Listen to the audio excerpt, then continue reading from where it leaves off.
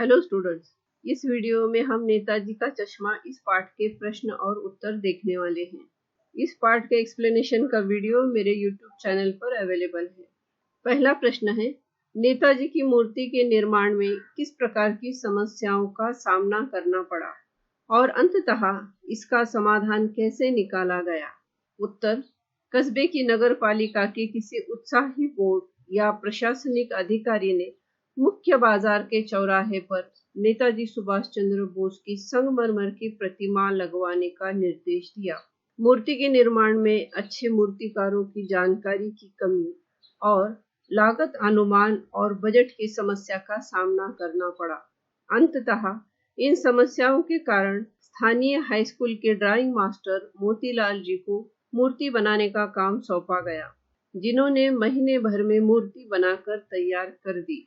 अगला प्रश्न है, मूर्ति की क्या विशेषताएं थी और इसमें क्या कमी थी? उत्तर, नेताजी की मूर्ति संगमरमर की बनी थी और उन्हें फौजी वर्दी में दर्शाया गया था। मूर्ति टोपी की नोक से कोट के दूसरे बटन तक 2 फुट ऊंची थी। नेताजी सुंदर, मासूम और कमसीन लग रहे थे। मूर्ति को देखते ही दिल्ली चलो और तुम मुझे खून दो, ये नारे याद आने लगते थे। लेकिन कमी यह थी कि नेताजी की आंखों पर संगमरमर का चश्मा नहीं था, बल्कि सचमुच के चश्मे का चौड़ा काला फ्रेम मूर्ति पर पहनाया हुआ था, जो देखते ही खटकता था। अगला प्रश्न है, नेताजी की मूर्ति पर संगमरमर का चश्मा न होने का पान वाले ने क्या कारण बताया? उत्तर, पान वाले ने बताया कि मूर्ति बनाने वाले मास्टर मोतीलाल चश्मा बनाना ही भूल गए होंगे, या तो पत्थर का चश्मा बनाने की कोशिश की होगी और असफल रहे होंगे, या फिर बनाते बनाते वह टूट गया होगा, इसलिए मूर्ति पर संगमरमर का चश्मा नहीं था। अगला प्रश्न है, पान वाले ने हवलदार साहब को मूर्ति के चश्मे के बार बार बदलने का क्या कारण बताया? उत्तर, हवलदार साहब जब भी कस्बे से गुजरते तब मूर्ति का चश्मा बदला हुआ देखते, कभी चौकोर चश्मा तो कभी तार के फ्रेम वाला गोल चश्मा होता। जब उन्होंने चश्मे के बार बार बदलने का कारण पान वाले से पूछा तो उसने बताया कि कैप्टन चश्मे वाला मूर्ति का चश्मा बदलता है। जब कोई ग्राहक कैप्टन के पास वैसे ही फ्रेम का चश्मा खरीदने आता है जैसा मूर्ति पर है, तो कैप्टन मूर्ति से चश्मा उतारकर ग्राहक को दे देता है और बाद में दूसरा चश्मा मूर्ति पर लगा देता है। अगला प्रश्न है, पान वाले का रेखा चित्र प्रस्तुत कीजिए। उत्तर, पान वाला अपनी दुकान पर बैठा ग्राहकों को पान देने के साथ उनसे बातें भी करता रहता था। वह स्वभाव से खुशमिजाज और मोटा काला व्यक्ति था, जिसकी टोन निकली हुई थी। वह पान खाता रहता था, जिससे उसकी बत्ती सी लाल काली हो गई थी। जब वह हंसता था तो उसकी टोन थिरकने लगती थी। वह वाक्पटु था और व्यंग्यात्मक बातें करने से भी नहीं चूकता।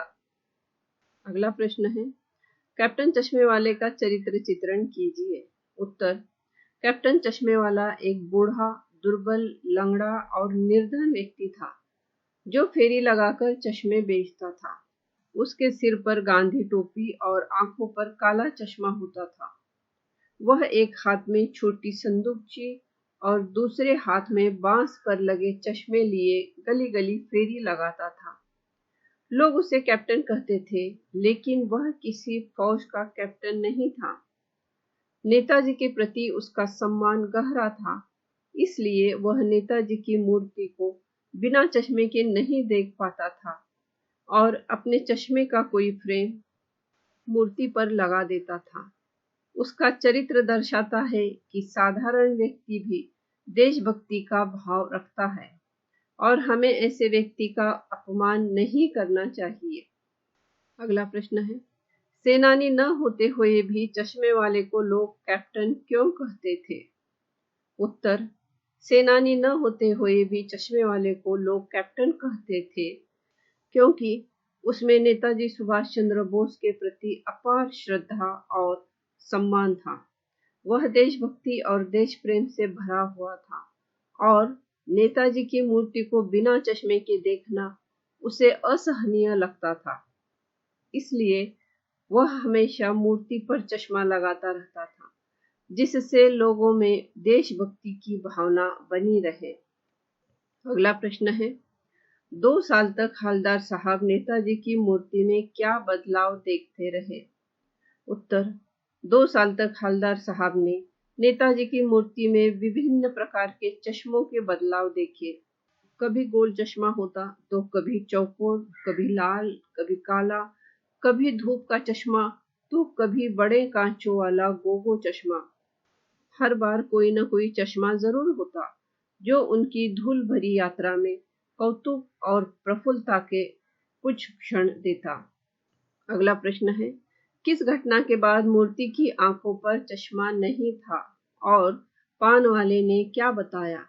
उत्तर, एक बार हवलदार साहब ने देखा कि मूर्ति की आंखों पर कोई चश्मा नहीं था और पान की दुकान भी बंद थी।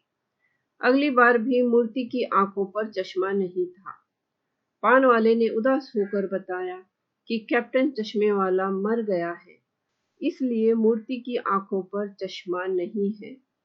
अगला प्रश्न है, हवलदार साहब ने अगले 15 दिनों बाद क्या तय किया और क्यों? उत्तर, अगले 15 दिनों बाद हवलदार साहब ने तय किया कि वे कस्बे में रुकेंगे नहीं, पान नहीं खाएंगे और मूर्ति की तरफ देखेंगे भी नहीं।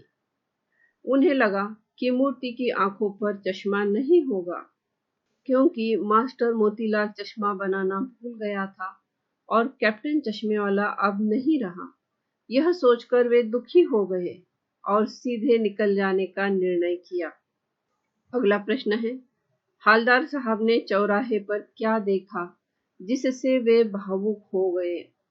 उत्तर, हवलदार साहब सोच रहे थे कि कैप्टन के न रहने से नेताजी की मूर्ति चश्मा विहीन होगी, पर जब उन्होंने मूर्ति की आंखों पर सरकंडे का चश्मा देखा तो उनकी निराशा आशा में बदल गई।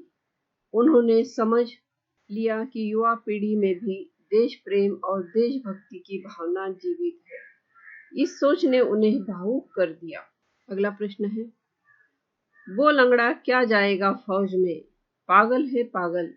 इस टिप्पणी पर अपनी प्रतिक्रिया लिखिए। उत्तर, वो लंगड़ा क्या जाएगा फौज में, पागल है पागल। पान वाले की यह टिप्पणी कैप्टन चश्मे वाले के प्रति उसकी घटिया सोच को दर्शाती है। वास्तव में कैप्टन उपहास का नहीं बल्कि सम्मान का पात्र है। उसका नेताजी की मूर्ति पर चश्मा लगाकर देश प्रेम प्रदर्शित करना और लोगों में देशभक्ति की भावना उत्पन्न करने का प्रयास सराहनीय है। बच्चों द्वारा मूर्ति पर सरकंडे का चश्मा लगाना यह दर्शाता है कि कैप्टन के प्रयास सफल रहे और देश प्रेम की भावना जीवित है। यह आखिरी प्रश्न है, हवलदार साहब का चरित्र चित्रण कीजिए। उत्तर, हवलदार साहब जिज्ञासु और देशभक्त व्यक्ति थे जो हर 15वें दिन काम से एक छोटे कस्बे से गुजरते थे। वे नेताजी सुभाष चंद्र बोस की मूर्ति देखकर खुश होते थे, लेकिन मूर्ति पर असली चश्मा देखकर आश्चर्यचकित हो जाते थे। उन्हें पान वाले से पता चलता है कि कैप्टन चश्मे वाला मूर्ति पर चश्मा लगाता था। हवलदार साहब संवेदनशील थे। कैप्टन चश्मे वाले के प्रति पान वाले का उपेक्षापूर्ण व्यवहार उन्हें बुरा लगता था। कैप्टन की मृत्यु के बाद मूर्ति पर सरकंडे का चश्मा देखकर वे भावुक हो गए। हवलदार साहब हमें सिखाते हैं कि हमें अपनी संस्कृति और इतिहास का सम्मान करना चाहिए और देशभक्तों के कार्यों से प्रेरणा लेकर आगे बढ़ना चाहिए। Thank you.